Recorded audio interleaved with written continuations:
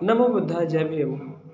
आज मैं आप लोगों को मनुष्य के पतन के कारण बताता हूँ, जो तथागत बुद्ध के अनुसार है। एक बार तथागत बुद्ध श्रावस्ती के अनाथ पिंडिक के चेतवनवन में निवास कर रहे थे। रात काफ़ी हो चुकी थी। एक देवता उनके समीप आता है और पूरा वन प्रकाश में बदल जाता है और उनको प्रणाम करता है। कहता है, भगवान मुझे मनुष्य के पतन के कारण के बारे में बताए। तथागत बुद्ध उस देवता को मनुष्य के पतन के कारण बताते हैं। वो इस प्रकार है, जो आप भी उन्हें समझें और सुने और अपने जीवन में इसका फायदा उठाएं। पहला कारण है, तथागत बुद्ध के अनुसार उस इंसान का पतन होता है जो धर्म को पसंद नहीं करता है, जो धर्म में विश्वास नहीं रखता है, धर्म को प्रेम नहीं करता है। धर्म का मतलब ये है, तथागत बुद्ध के अनुसार धर्म को प्रेम करने वाला पवित्र होता है, शरीर से पवित्र होता है, शरीर की वाणी से पवित्र होता है और भावनाओं से पवित्र होता है। ये पवित्रता 3 प्रकार से होती है। शरीर के कर्म से पवित्र होना, वाणी से पवित्र होना और विचारों से यानी भावनाओं से पवित्र होना। यदि आप शरीर से कोई गलत कार्य करते हो, चोरी करते हो, किसी को नुकसान पहुंचाते हो, तो आप अपवित्र हो जाते हैं। और वाणी से यदि आप वाणी का दुरुपयोग करते हो, गाली देते हो और चुगली करते हो, बुराई करते हो, छलकपटी करते हो और बेईमानी करते हो और असत्य बोलते हो, तो वाणी का ये दुरुपयोग है और ये आप एक अपवित्रता पा रहे हो, अपवित्र हो जा रहे हो और दोषी हुए जा रहे हो। तो वाणी से भी आप अपवित्र हो जाते हैं। दूसरा है विचारों से।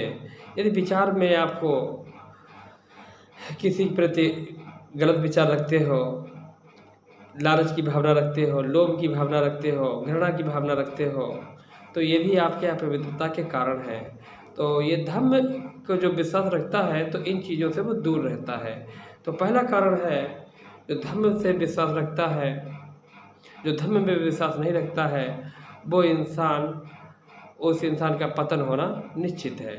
दूसरा कारण ये है, वह व्यक्ति जो दुष्ट लोगों की संगत करता है, दुष्ट लोगों का सहयोग करता है, दुष्ट लोगों के साथ रहना पसंद करता है, सज्जन लोगों की संगत में उसे पसंद नहीं आती है, मज़ा नहीं आता है, ऐसे व्यक्ति को भी पतन होना निश्चित है।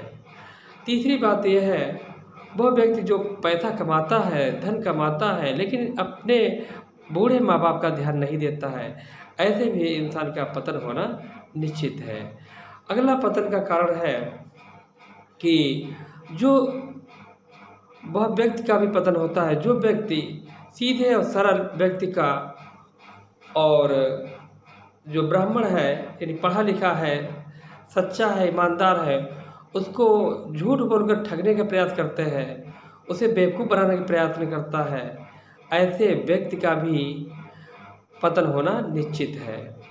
अगला पतन का कारण है कि जो व्यक्ति पैसा तो बहुत कमाता है, बहुत धन दौलत है, लेकिन वो कभी दान दक्षिणा और दूसरों को खिलाने पिलाने में विश्वास नहीं रखता है और सिर्फ अपने आप ही उसका उपभोग करता है, ऐसे व्यक्ति का भी पतन होना सुनिश्चित है। और उस इंसान का भी पतन होता है जो व्यक्ति अपनी जाति पर, धर्म पर, कुल पर, अपने